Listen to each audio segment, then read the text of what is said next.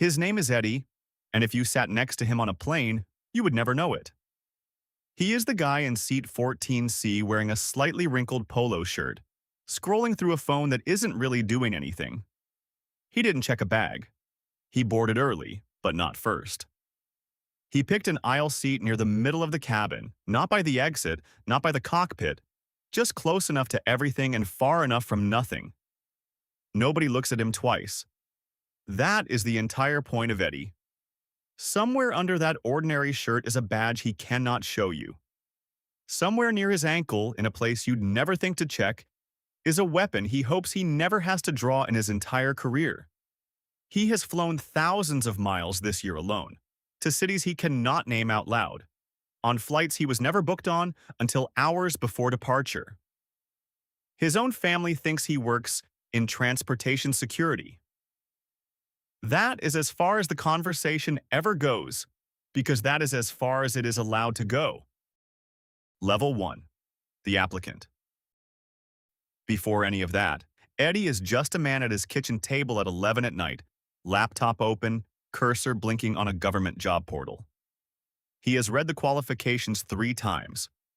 Citizenship, age requirements, a valid driver's license, a clean record, a willingness to relocate anywhere in the country with almost no notice. He reads that last part twice and feels his stomach tighten a little. He clicks submit anyway. Weeks pass in silence, the kind of silence that makes a person start refreshing their email out of habit rather than hope. Then it comes. Not a job offer, not even close. Just an invitation to the next hurdle. A written exam that tests judgment, reasoning, and the ability to stay calm on paper long before anyone ever tests if he can stay calm in real life. He passes that. Then comes the physical fitness test, the kind designed to filter out anyone who isn't ready to run, fight, and restrain a grown adult in a space roughly the width of an airplane aisle. Push-ups, sit-ups, a timed run. Eddie trains in his garage for weeks beforehand, sweating through old t-shirts because he knows this is the first real filter, and most people don't make it past here. Then the background investigation begins, and it is unlike anything he has experienced.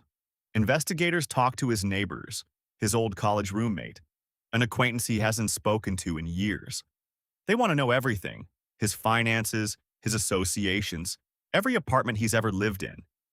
It feels less like a job application and more like being quietly, thoroughly taken apart and studied. Somewhere in the middle of all this, a polygraph, a psychological evaluation, a medical exam. Eddie sits in waiting rooms he never imagined sitting in, filling out forms about his childhood, his stress levels, his relationships. He starts to understand something important. This job doesn't just want to know if he can shoot straight. It wants to know if he can be trusted with secrecy, restraint, and responsibility all at once, for years, without cracking. 8 months after that first application, an email arrives. Conditional offer of employment.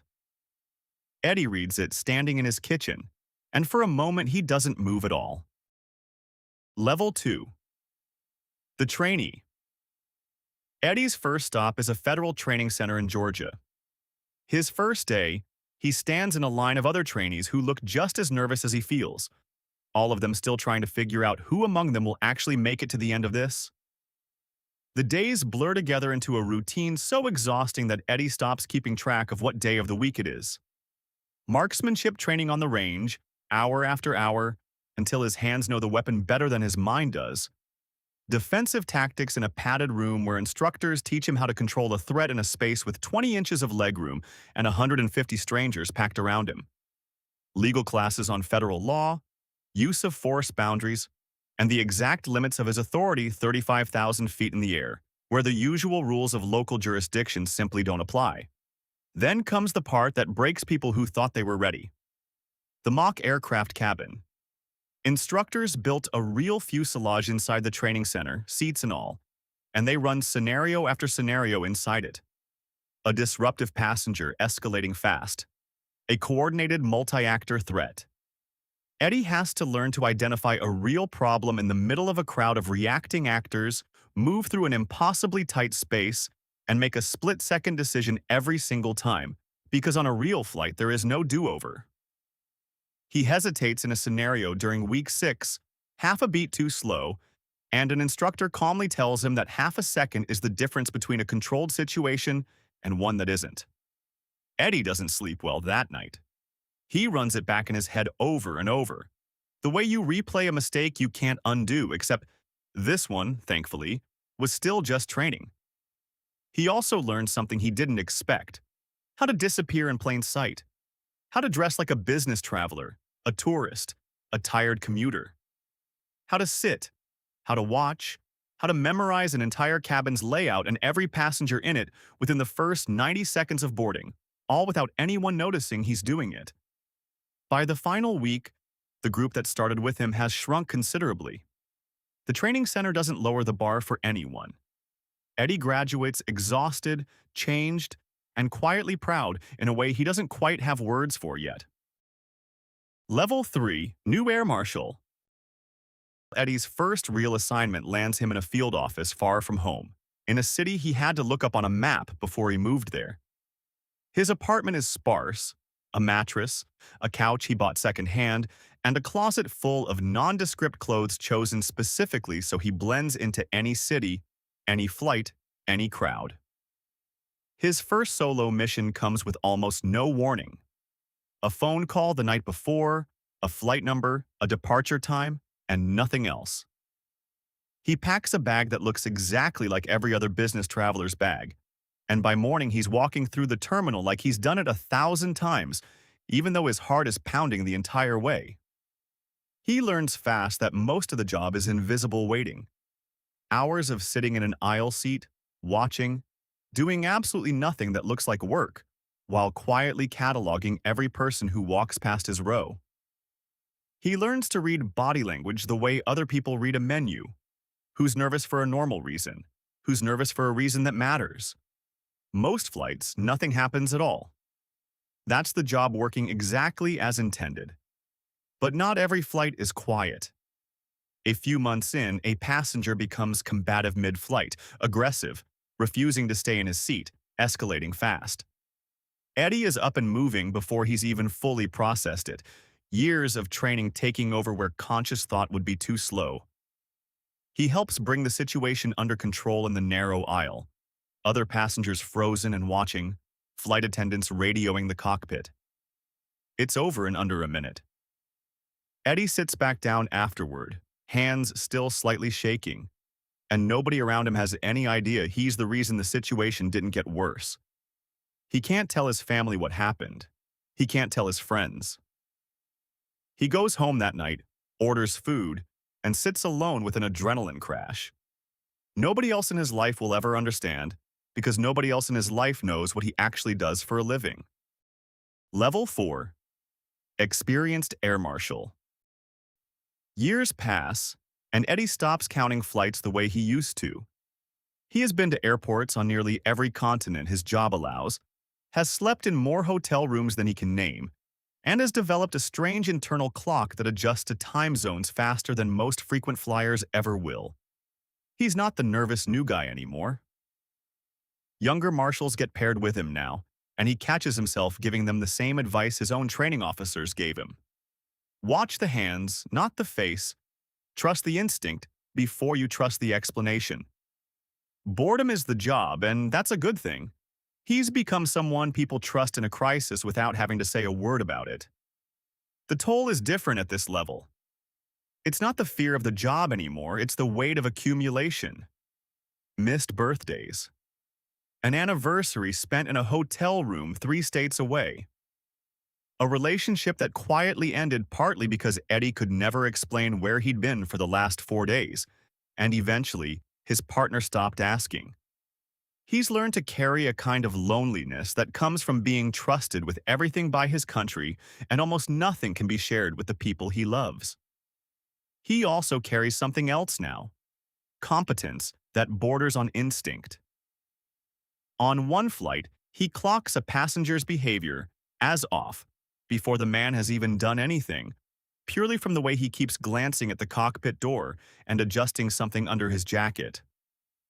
Eddie repositions himself 2 rows back without drawing any attention, quietly alerts the crew through a discreet signal, and watches. Nothing happens. The man was reaching for medication. But Eddie doesn't regret the caution for 1 second, because the times it isn't nothing are the only times that matter. He's good at this now. Genuinely, deeply good. And somewhere in that competence, a new kind of ambition starts to form. Not to leave the job, but to lead other people doing it. Level 5. Supervisor. The promotion doesn't feel like a celebration so much as a shift in gravity. Eddie is off the plane more now, and behind a desk more than he ever imagined he'd be. He supervises a team of marshals, builds flight assignment schedules, reviews after-action reports, and becomes the person junior marshals call when something goes sideways mid-mission. The job changes shape entirely. Where before his responsibility began and ended with the safety of one aircraft, now it stretches across dozens of flights and dozens of people at once. He signs off on scheduling that sends marshals into demanding routes. He reviews a report from an incident where a young marshal, only a year into the job, handled a mid-flight disturbance almost flawlessly, and Eddie feels a strange pride that surprises him, like watching a part of himself succeed in someone else. But supervision also means Eddie now carries other people's outcomes, not just his own. A marshal under his command makes a judgment call during an incident that draws internal review. Eddie spends weeks in meetings and paperwork explaining decisions he wasn't even the one who made, learning that leadership means absorbing scrutiny that used to belong only to him. He also starts noticing something about himself he hadn't expected.